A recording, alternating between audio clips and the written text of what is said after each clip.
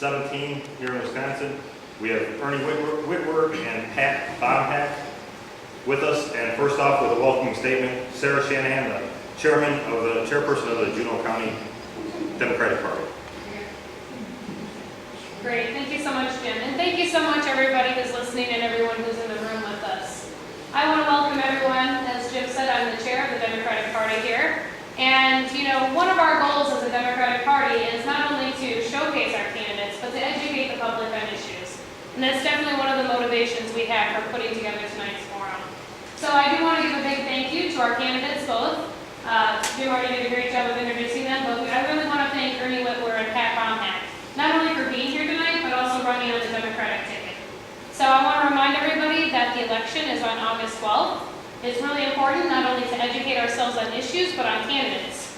So with that note, there is an upcoming forum, town hall forum in Reedsburg. Senator Ron Johnson, our congressman, is going to be there from 1 to 3 at the Rec Center in Reedsburg. So I would encourage those who are listening tonight to listen to that as well. Thank you so much. Thank you, Carol. Very nice turnout here at Hatch Public Library in Boston.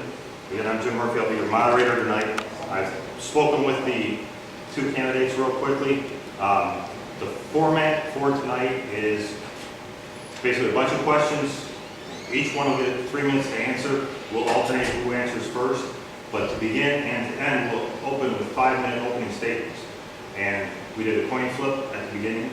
And Pat, you ended up winning the coin flip. So you got 5 minutes for an opening statement, please. Thank you, Jim. And first of all, thank you to everyone who's here for participating in your local democracy. I think that's wonderful. Thank you to Jim Murphy for hosting. You've obviously got a nice Irish name. Thank you to Sarah Ann Shanahan for organizing, and to the Juneau County Democrats. You have a great organization up here, and I know it's getting stronger and building momentum every year. This summer, I was helping coach a youth volleyball camp in Spring Green. For those of you who are here today, you probably noticed that I'm 6 foot 8 inches tall. Now, Dale is 6 foot 4. I don't know if there's a height requirement for the job, but I was a high school volleyball player in college as well, and I enjoyed coaching. And during that camp, one of the young players came up to me and said, I hear you're running for some sort of office. Why are you doing that? And as I told her, the reason is pretty straightforward. I'm deeply concerned about many of the issues facing our area, and I want to make a difference. I really love my community in Spring Green. I really love our small town way of life in Southwest Wisconsin. And I believe that the most direct way that I can make an impact is by representing our progressive Wisconsin values in the state Senate. During the course of this campaign and previously, I have heard from thousands of people throughout Southwest Wisconsin, in conversations, in phone calls, in emails, and in letters. And they have shared with me their concerns about the direction our state is headed, as well as many of their hopes for our future. And it's based upon that citizen input that I have organized my platform around 3 issues in particular. The first is reinvesting in our local public schools and stopping these vouchers. The second is protecting our environment, especially with ensuring that we would have strong local control over frac sand mining. And thirdly, getting big money out of our politics. I worked for Senator Russ Feingold, and I share his deep commitment to fighting the corrupting influence that corporate power has on our democracy. So those are the 3 issues I'm focused on, and those are the issues on which I am running. Thank you so much. Thanks, Pat. Ernie? Well, thank you to the Juneau County Dems and Jim for your efforts in organizing this event and collaborating. And thanks to all of you who are taking the time to learn a little bit more about your candidates so we can make a more informed decision next week. It's really important that we have informed decisions. You know, I've been running for about 9 months now, and when I first announced my candidacy, and since I've announced my candidacy, I've had 2 questions consistently. The first is, are you out of your mind? And that came from a lot of old friends. And one, in fact, even sent me a donation to my campaign addressed to the Whitworth Sanity Fund. So whether he's right, I don't know. The other question is, why are you running? And the answer to that is real simple. I'm running because I'm thoroughly disgusted by what I see happening in our state. Our economy, our schools, our environment, and the way we treat women. Wisconsin ought to lead in all those areas, and I want to make that happen. I've spent the past 4 years working in and studying government. For China, I was the senior career person at the Department of Transportation with direct management responsibility for an agency of 4,000 people and a budget of about $2.5 billion. So I know a good deal about government, and I know when it's not working. And right now, something is very wrong with Wisconsin state government. Over the past few months, I've had the chance to talk to lots of people. And having talked to those people, what's wrong now has faces and stories. I was here in Juneau County a couple weeks ago and knocked on the door, and a man came who had a handicap. And he told me about his journey. He had a serious stroke several years ago, and he's disabled. He had the opportunity to take a job which would have taken him off of disability and made him feel like a productive person again. He wasn't able to take that because he can't drive. And there is no public transportation alternative for him where he lives. Our handicapped folks deserve a lot better. Another was a woman who came to me and said, Ernie, what are you going to do if you're elected about our schools? She said, my son is going to be a senior in high school, and when he goes back next year, he's not going to have anything to take because the school has cut so much of their programs. Our students deserve a whole lot better than they're getting now. All of these people and the thousands like them across the state deserve a lot better. And we can do a lot better. We can start with our economy. Trickle-down economics has never worked at a national level, and yet we keep trying here in Wisconsin. Every time this administration has touched the tax code, it has benefited wealthy people and done almost nothing for the rest of us. After 3.5 years, the poor are contributing more to our state and the wealthy less. We deserve a fair tax code. Wisconsin has left billions of our tax dollars in Washington, D.C. As a result, we have no high-speed rail system, we have no expanded Badger care, we have no expanded broadband, and we don't have the thousands of jobs that might have been created by those billions of dollars. I just find it strange. The Republicans are willing to pollute Lake Superior for 700 jobs, but they won't expand Badger care for 10,000. We deserve better decision makers. Governor Walker has saddled our transportation programs with billions of dollars of new debt. As a result, our roads and our bridges are crumbling, and $1.05 of the transportation revenues next year will be required just to deal with the debt. We need a transportation system that will support our economy. They've suspended our environmental rules for one out-of-state mining company to open an iron mine in northern Wisconsin, while they've done absolutely nothing to protect us from the perils of Douglas sand mine. In fact, they've tried to keep counties and towns from providing that protection. We deserve a healthy environment. They're trying to take women back to the 1950s. They've suspended funding for clinics that provide basic health care services like cancer screenings. They have repealed the gender equity law, and they've passed the ultrasound. Women in Wisconsin deserve respect and support. I am Ernie Whitworth, and with your support and your help, I will be the next senator for the 17th, and this will be your chance to start taking back the state of Wisconsin. It won't be easy, but we have to do it. It'll take all of our work. We have to get on with it. taking back the state. Thank you. Thank you, Ernie. All right, that concludes the opening statements. We have a bunch of questions for you, so would like to say first off a radio disclaimer.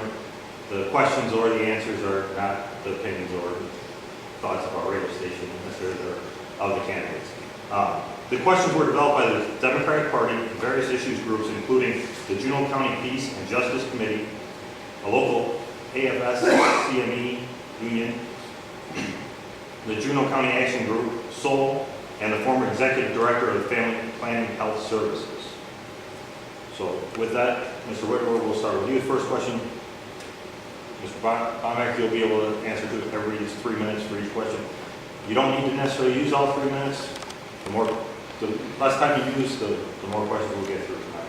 Get a better idea of your poll. So with that, the first question, Mr. Whitworth. Wisconsin's teen birth rate has fallen dramatically since 1990 as a result of a very successful statewide family planning program. Despite proven results and proven cost effectiveness, the family planning program is under consistent political threats.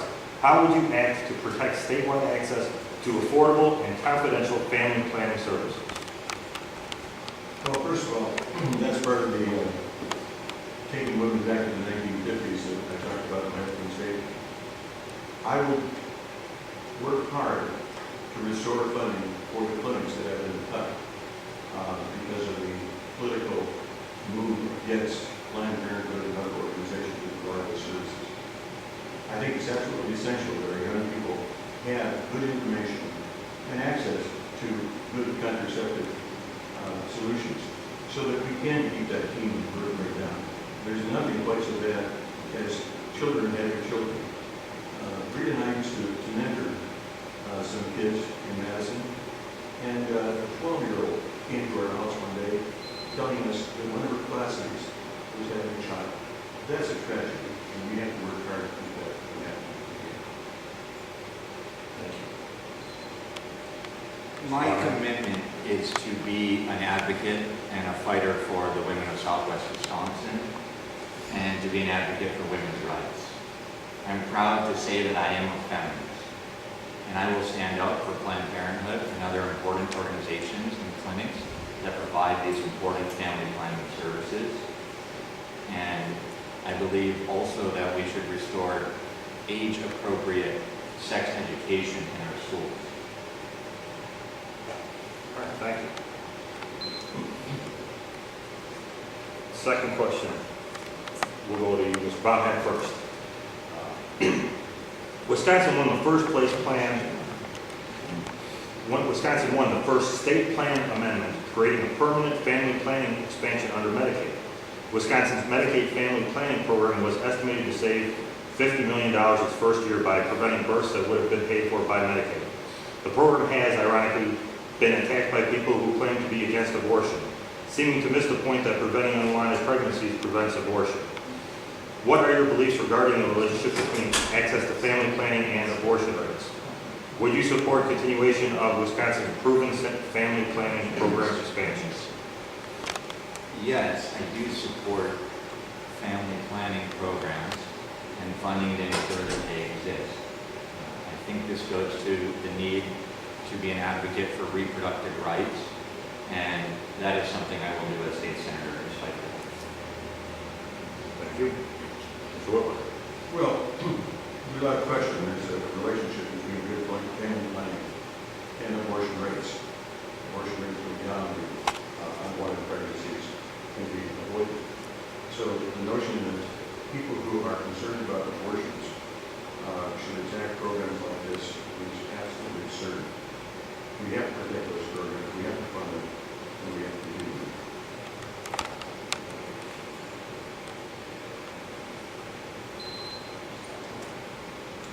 More than one ever at a time. No, I appreciate it. That's great. Third question. Ernie Whitworth, you first, this one. With the implementation of Act 10, the rules for union recertification were redrawn. To recertify unions need to get 50% plus one of all employees eligible to vote for recertification.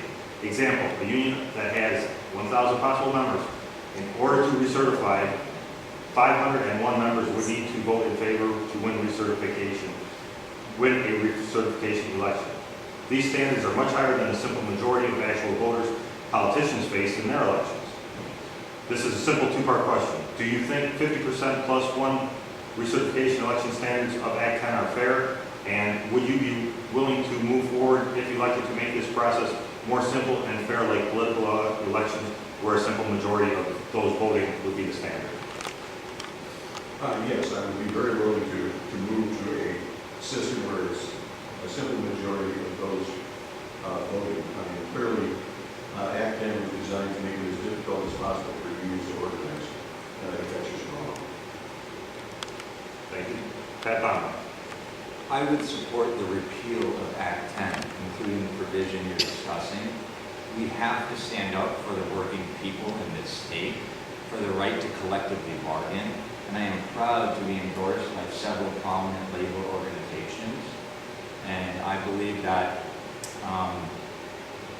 can you repeat the specific provision in your second part of the question? Second, would you be willing to move forward if elected to make this process more simple and fair like political elections? Yes, absolutely.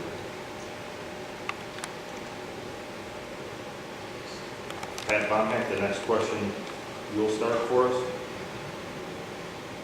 According to the Census Bureau, 13.1% of Juneau County residents live below the poverty level. This is higher than the state average of 12.5%.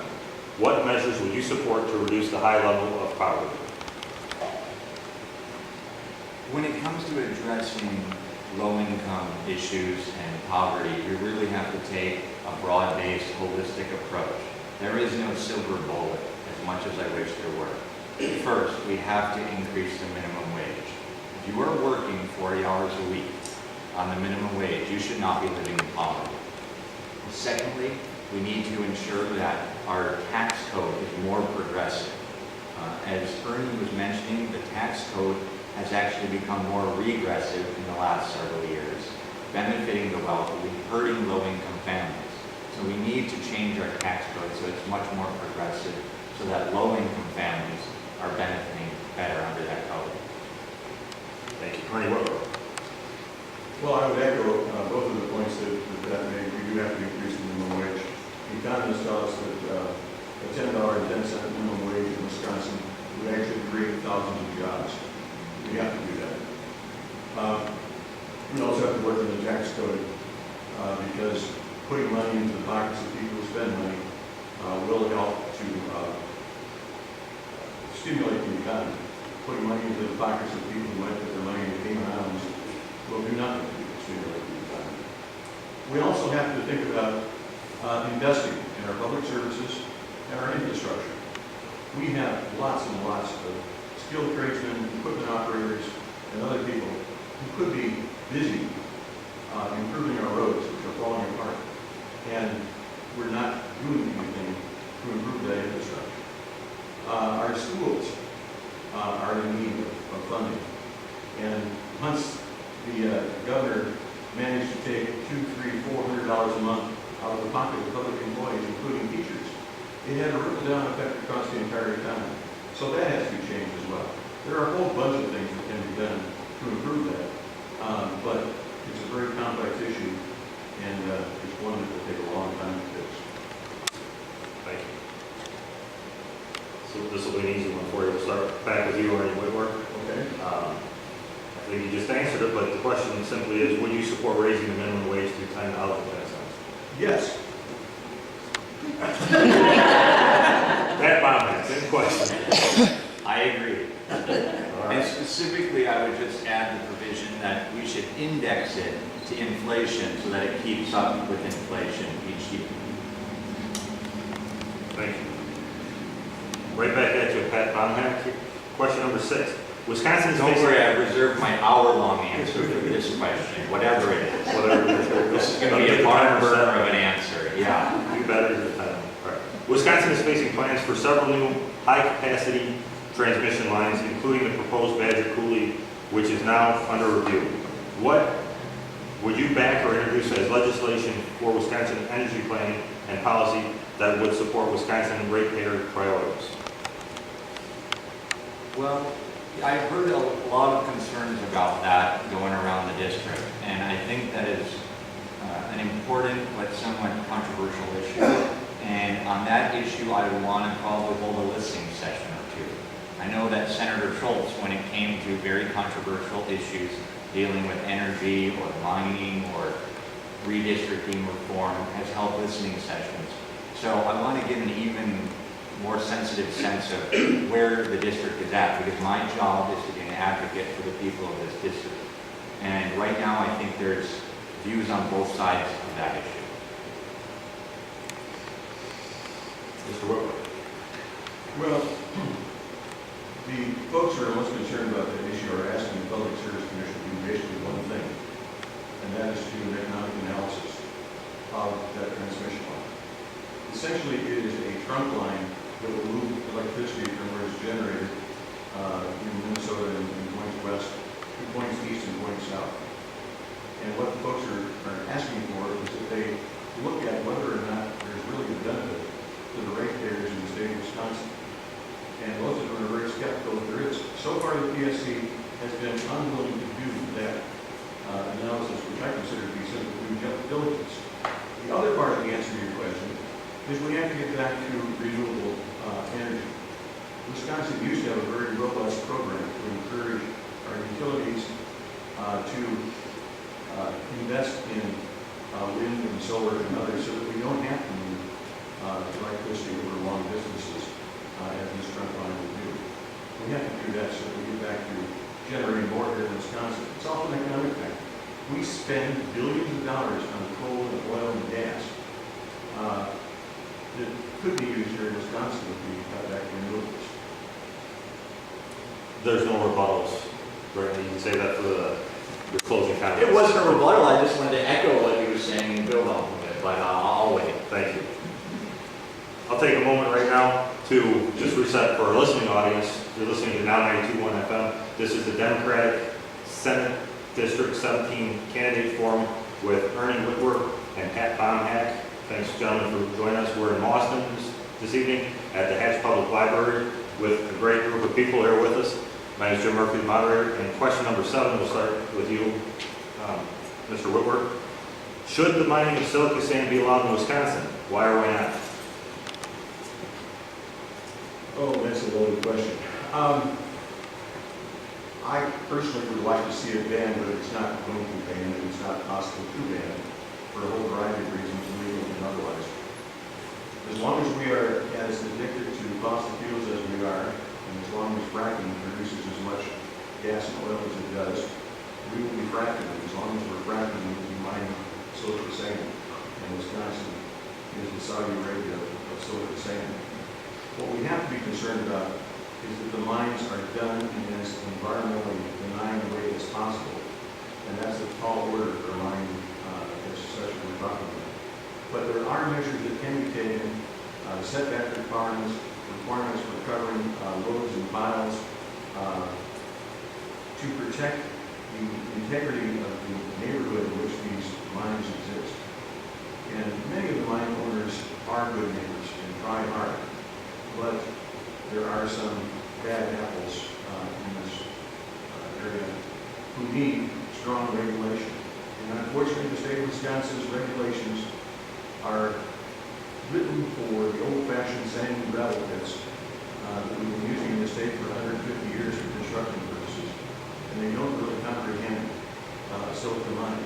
We also don't have very much research on the impact of airborne silica. The research that we have on silicosis is done in a controlled workplace kind of environment. And we don't know what happens if you're living a mile down the road as a school up in Fairfield County is, and you've got 2 or 3 mines in the area. That particular school, they don't have kids outside of the recess anymore because they're afraid of what that dust will do. So we have to do a much better job of controlling this, and we need more research on the long-term impacts, health-wise, economic-wise, and environmental-wise. Thank you. Mr. Baumhack. Well, I would echo what Ernie said, and we have 2 great heritages in this state. One is conservation, and we have great figures like Gaylord Nelson and Aldo Leopold who have stood for that. We also have another great heritage of solving our community decisions at the local level. And we do that here in Southwest Wisconsin and in Juneau County. And I think when it comes to frac sand mining, that issue should be solved at the local level. And to the extent the state gets involved, we should ensure that we're imposing new, relevant, strong regulations that ensure the environmental impact, the noise impact are not negatively impacting our communities.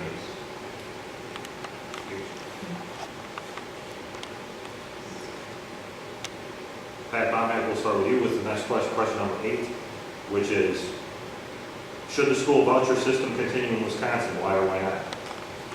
We should stop the school voucher system in Wisconsin. What I support and believe in is a strong local public education system. Public education and public schools are the most time-tested and democratic way of ensuring a quality education for our children. Every child in Juneau County and throughout Southwest Wisconsin deserves a quality education. And so, plain and simple, as state senator, I will say no to the vouchers and yes to a strong public education system. Ernie Whitworth, same question. Vouchers should be stopped. They are taking money away from our public schools. There's absolutely no evidence that kids going to these schools do any better. In fact, by some studies, they actually do worse than the public school counterparts. These schools are unaccountable. They don't necessarily have to teach the kinds of things that taxpayers should necessarily fund. And 75% of the kids who applied for vouchers last year were not in public schools already, so the notion that it's a choice program is totally absurd. We have to stop this, and we have to get back to focusing on one school system, our public school system.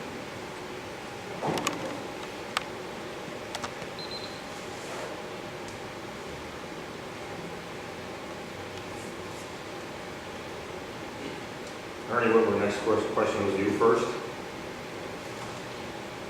The EPA recently released its Clean Power Plan, which will reduce the amount of harmful carbon pollution coal-fired power plants emit. States have flexibility to achieve their reduction targets through energy efficiency, clean energy, increased natural gas usage, or increased nuclear energy. How do you believe Wisconsin should meet its targets? If elected, what role will you play to see that happen? Well, first of all, I think that's an absolutely laudable goal for the EPA to put forward. It's about time we get serious about climate change in this country, because it is happening, and it's going to be to the detriment of all of us if we don't start doing it. Now, how do we meet our goals? Well, first of all, I think we have to get back to renewables. Wind and solar are viable energy sources. Germany, on a given day in Germany, as much as 75% of their electricity comes from renewable sources. And obviously, it's not dependable. You have to have a backup system as well. But if you can use those renewable sources, you can do an awful lot to bring that down. Short of that, natural gas, I think, is a reasonable way to go to generate electricity. I would never endorse going back to nuclear. And there are also things that you can do to clean up a lot of our coal plants as well, if we want to make that investment. But that's probably the last one. Pat Bomack, same question. Last week, I was down the road in one of your neighbor communities of Reedsburg. And I knocked on a woman's door, and she came to the door, and I asked her, how do you think things are going here in Wisconsin? Are we headed in the right direction or the wrong direction under the current governor? Wrong. Well, why do you feel that way? Well, I'm a public employee, or I was a public employee. And I said, well, what office did you work for? First of all, thank you for having been a public employee. And what office did you work for? She said the Office of Energy Independence. I worked for Governor Doyle in his executive office, and that was one of the innovations that he put in place during his time. It was a forward-thinking idea. It was a small office, but the idea was to ensure that we would expand all alternative sources of energy, renewable energy, wind, solar, and that's the kind of office we would need to help implement some of these goals that are being set forward. And when Governor Walker came in, that was one of the offices that he shut down. And that's why she lost her job. And so it was just very striking for me to have met someone at the door who had worked in that office that have been created by a forward-thinking governor and shut by a backward-thinking governor. And so I think we need to look at some of that recent history and return to a more progressive vision for our energy sources. Question time will go right back at you, Mr. Brownback. In Citizens You can United. just call me Pat. Pat, okay. I want to make sure the listeners get your names too, so they know exactly who's speaking, so. It's pretty easy for the folks In here. that case, just say vote Pat Baumhack every time you start. Question 10. In Citizens United, the Supreme Court ruled that corporations are people, therefore money is speech. Do you agree, why or why not? What role do you see yourself playing to work towards overturning this decision? Corporations are not people. The citizen is the most important office. That of citizen is the most important office in a democracy. The citizen is meant to be the center of our democracy. And what I support is a citizen-led democracy. And that's why I am taking some steps in my campaign to change the way money comes into our politics. We have to reform the way money finances campaigns here in Wisconsin. Whenever I say that I want to help get big money out of politics, a lot of times people smile because they know what a tough road ahead we have. I do believe that it's going to be a 10, 20, 30-year march on that issue. Because we've got to not only change what's happening in the grassroots, here we've got to change who's on the Supreme Court of the United States.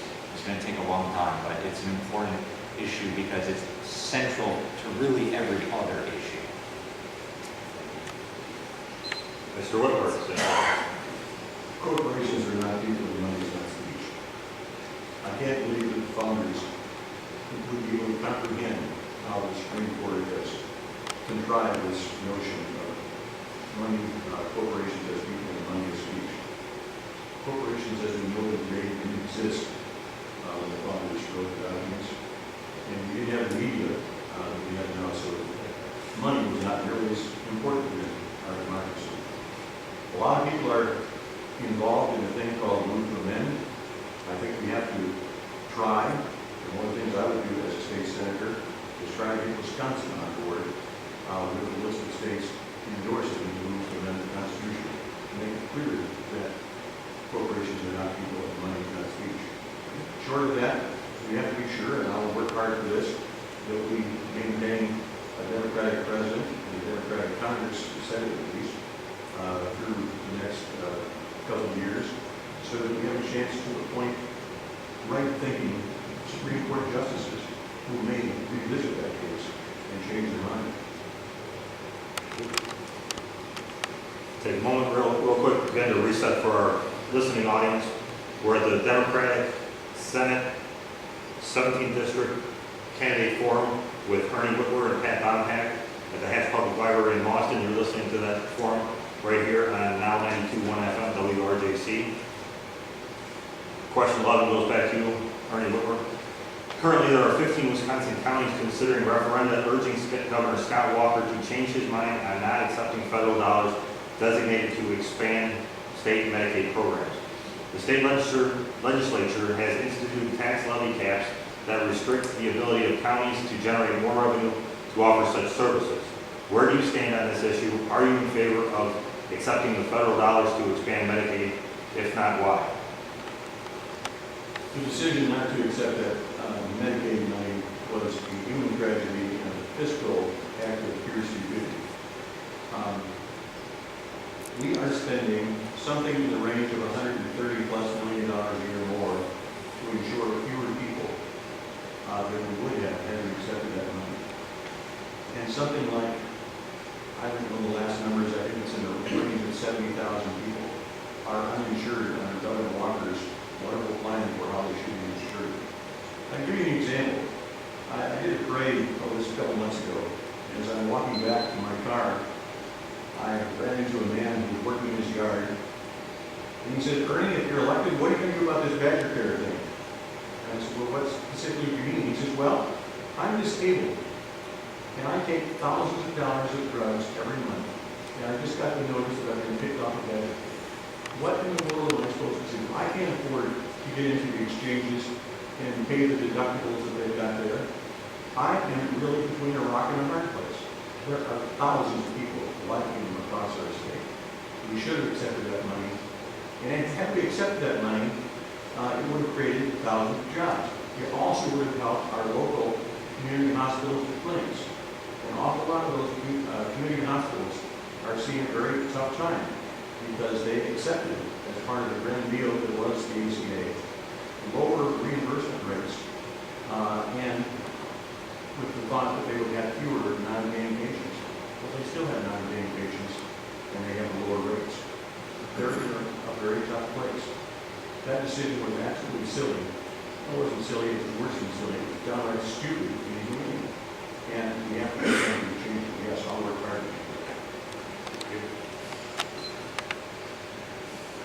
Same question for you, Pat Bob. The decision of Governor Walker not to accept the Medicaid funding from the federal government was wrong-headed. It was politically motivated, and it was morally unjust. It kicked 70 to 80,000 families in Wisconsin off of their health insurance. And it also is going to cost the taxpayer almost $400 million more by 2020, according to a recent nonpartisan study. So I strongly oppose that decision. Thank you very much.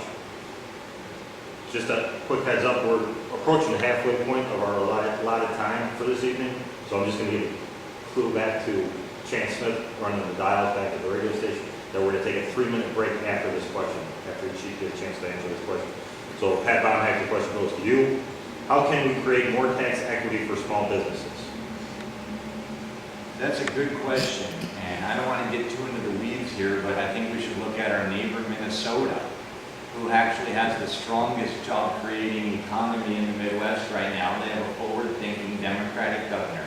And they implemented one program. It's not a silver bullet again for the economy, but one program that they implemented that I support was the state provided to local community banks a certain amount of funding that was guaranteed by the state government and could only be allocated as credit towards small businesses who needed that money to keep their inventories afloat or to expand in one way or another to pay for their salaries.